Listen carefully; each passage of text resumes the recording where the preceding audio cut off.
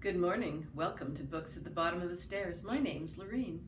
I'm glad you're all here. It's a February day that's really bright, and the brighter it is, that usually means the colder it is. And we just had another snowfall event where I guess there's about a foot of snow out there, but it's the big fluffy, floofy kind. So the shoveling wasn't too bad.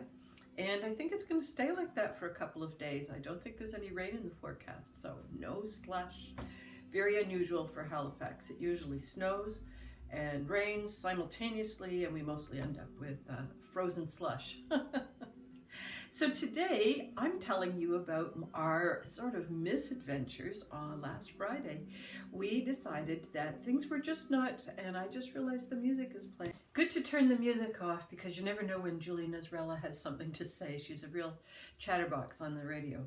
So on Friday we decided things were just really needing some kind of a change up, and we hopped in the car, and it was a bright sunny day, not too cold, and we just decided to drive to Lunenburg with really no destination in mind, no purpose in mind. We decided that we would just go, maybe grab a donut, and turn around and come back. But as we were heading out the driveway, I remembered that there is a new to Halifax bookshop. It is a used bookstore, used books bookstore, and it's called, somewhere in here I have the bookmark, but I will link it in the description below. I think it's called the Agricola Street Bookstore, and it's entirely on books. And when, of course, a bookstore would be on books, it's about used books. And it's a really pretty little shop. There's lots of wood. There's one of those library ladders. It's kind of split levels, so it's not very accessible for people who have walking issues. There's a staircase up to the second floor that has sort of narrow gallery kind of on three sides, and that's where a lot of the nonfiction is. At the back there's a, I guess would you call it a children's room. It's like almost cafe, but I think it's mostly so that people can sit and read with kids. And so we'll see how it goes. It's only been open for about 6 weeks, and Halifax does not have a used bookstore of any sort of description. There is one for specialty naval books, I think. I haven't been in it for years, so I shouldn't really say what it's for. I mean, what do I know? It's been years. Okay, so there's an outing I just invented. Okay, so we went in, and I was thinking, well, I'll buy something, in order to just support a new business and so on. And I think it was, both Steve and I ended up finding things. He found The Last Confession of Thomas Hawkins, an Antonia Hodgson's novel, and it is a mystery of some sort that happens in London 1728. And I'm not going to go through a great big description because I'll put the books in a list beside, and you can always link to them and get a fuller description, because otherwise, we'll all snore off. This is The Minted by Will McClelland, and it's a weird one. I will describe it. All right. The Boreal Terrorist, the Scourge of Canada, the Great Black Beast. All of these names have been applied to the moose, the charismatic leader of a violent animal rebellion that is wreaking havoc upon urban Canada in 2030. Sounds kind of familiar. Only the moose and his followers understand that the true seat of power in the country is the Royal Canadian Mint. From its horrific production floors, the soul of every animal in the north is being systematically destroyed through a mysterious process known as minting. By turns a memoir, a confession, and a reportage from the front lines, The Minted is a dizzying tour through Canada's colonial psyche, replete with ancient demons, muzzled members of parliament, and interspecies sex. Interspecies sex. Okay, so I thought that was the only one that was really worth reading aloud. That's just such a great description. So I'm really curious what that one's about. And let's see, what did I find? I think I just found A Raisin in the Sun by Lorraine Hansberry, which is a 1959 play. She was one of the first significantly recognized Black female playwrights, and I really don't know anything about her. I recommended it to my one book club. We're going to read this in April, and I'll do a bit more research and let you know how it all flows out. So the next thing we did was BookMark on Main Street, on Spring Garden Street, and I had purchased The Parable of the Sower by Octavia E. Butler, and it's for one of my book clubs that has to do with global climate and social chaos in the early 2020s in California, and I really don't know. I don't think I voted for this one, but we'll see what happens. Then we ended up in Lunenburg, and we had a really delicious lunch. And we ended up, it was funny, thinking we wanted something different and just, change it all up. So we go to the Salt Cellar, which has a view out to the Lunenburg Harbor. It's really lovely. It's beautiful and sunny. They've done all the requirements for spacing in the current state of mandates. And we had just a lovely meal. We ended up getting grilled cheese, which was just kind of hilarious, all that way for grilled cheese. They had crab rolls and lobster rolls and certain kinds of Genoa salami, and we just thought grilled cheese, and we were so happy.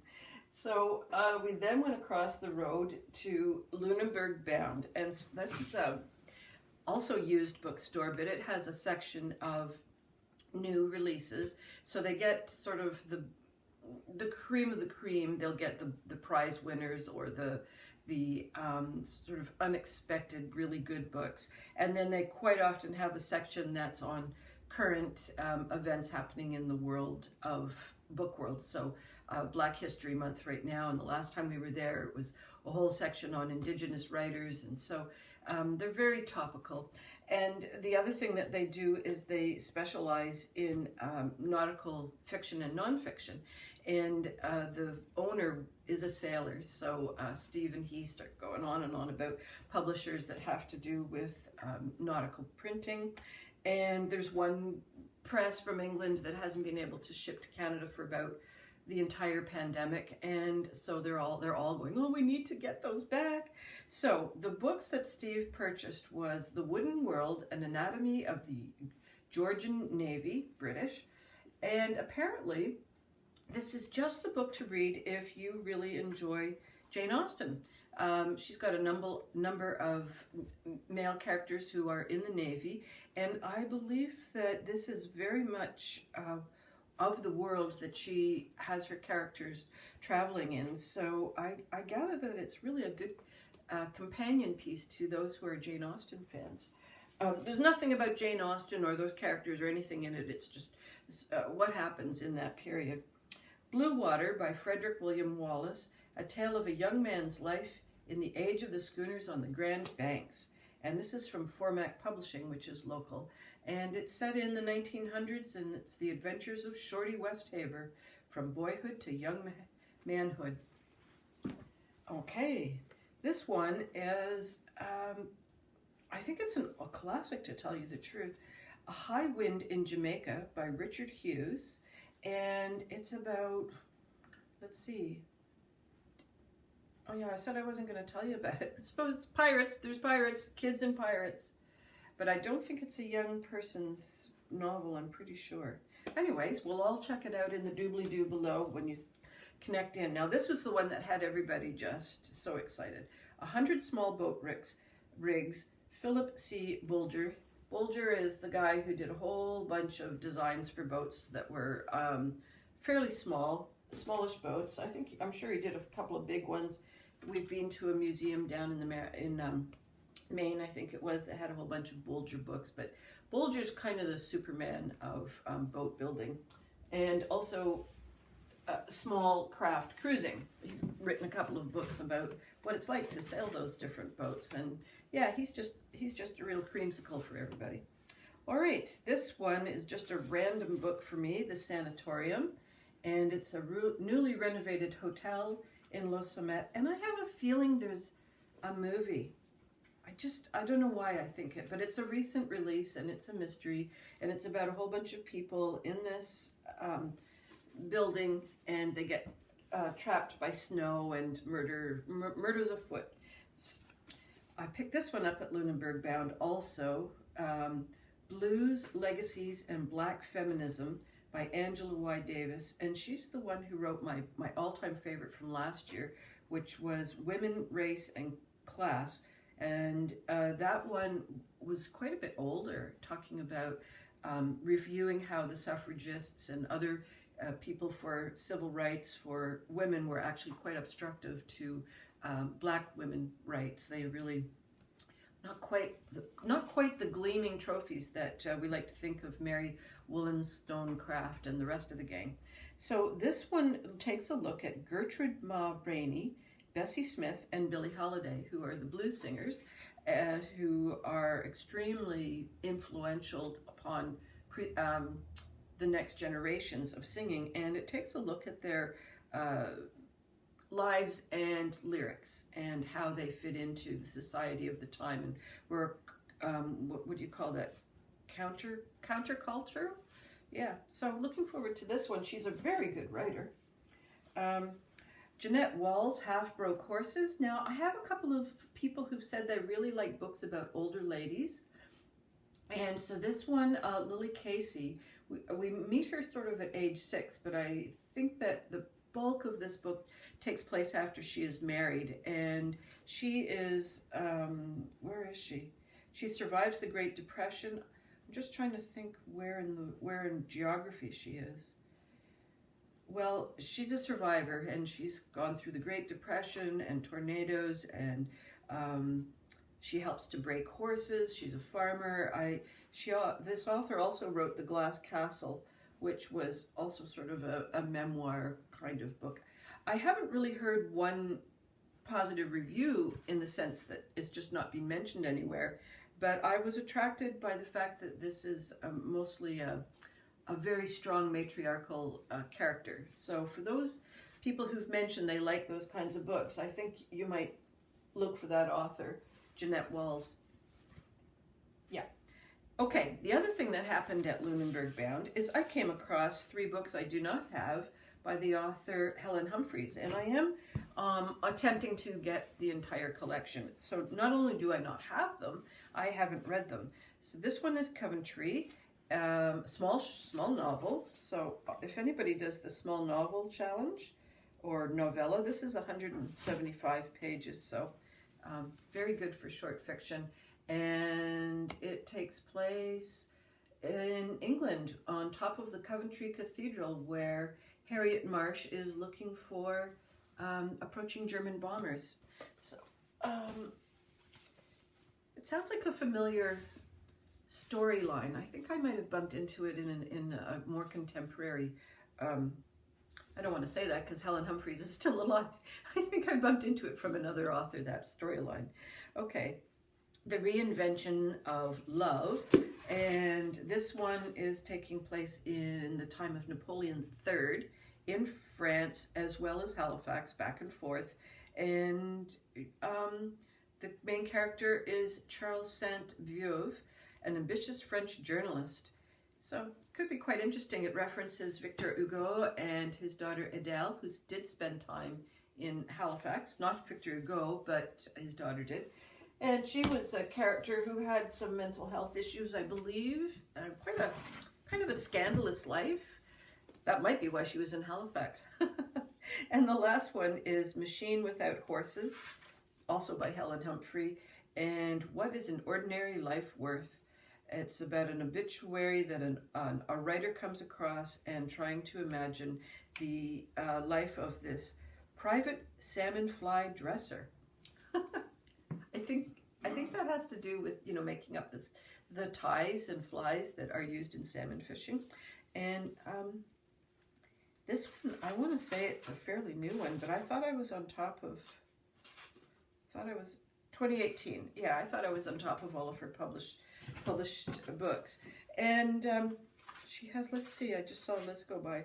She does have some nonfiction The Frozen Thames. Oh, I remember reading that one. That was quite interesting, where she's gone through the history of the Thames River in London, in England, not the Canadian one, and all the times that it froze over, goes back as far as recorded history for that. And it's quite interesting talking about the fairs and festivals that took place on the ice and how it impacted people who had no heating whatsoever. Nocturne, which I don't remember. The River, which we have, that's really a beautiful book. And The Ghost Orchard, which we also have, but I've saved that one. She read some excerpts. She was in Port Medway at one of those readers' festivals, and that's the book that she was reading from, and she chose some pieces from that I didn't love, but it's not really, it's kind of short anecdotes as opposed to short stories. She just happened to choose 2 anecdotes that I thought, oh, that doesn't interest me at all. But Steve read the book and said that, yeah, you can just skip those 2.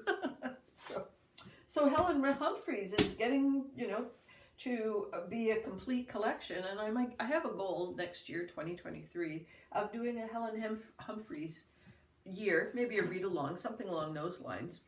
So we'll see how that transpires. Well, that's it for me and my crazy book pile. I guess one of the other things I was debating about talking about is, like, all these books are going to need somewhere to go. There's very few of them that are library books, and there is a whole pile upstairs. There's probably another 20 upstairs, and I'm thinking, I'm going to need a new bookshelf. Yikes! Where am I going to put that? And one thing I don't like is mismatched bookshelves. So I'm thinking, all right, maybe I should buy 5 bookshelves and just put them around the house, leave them empty, dust them once in a while, and just slowly fill them up. Wouldn't that be a fun project, to have empty bookshelves and just fill them up? Yeah. There was a Canadian book reading challenge. I think CBC did it, where they were taking books off the shelves. They had 5 choices. Canada Reads, and I haven't paid attention to that for a while, but each book would get voted off the shelf. And so I had a book club that we decided that we would put books on the shelf. And so we did the inverse. We would just, at the end of our reading year, we had one event where we would bring forward some books that we thought really belonged on a bookshelf. And I don't think it had Canadian component to it, but that would be fun to do too. Which Canadian books belong on the shelf? And I guess that could be, like, not just for that current reading year, but for, take it back to 1950 or something like that. What books do we really want on a Canadian shelf as the readers judge it, not by the judges judging it? So there we go. There's a project for somebody out there. Okay, that's it for me. I hope all your reading dreams and adventures continue to come true, that your shoes and boots don't have any holes in them as the spring approaches, so you don't get soakers, and that your mittens stay dry. Take care. Bye-bye.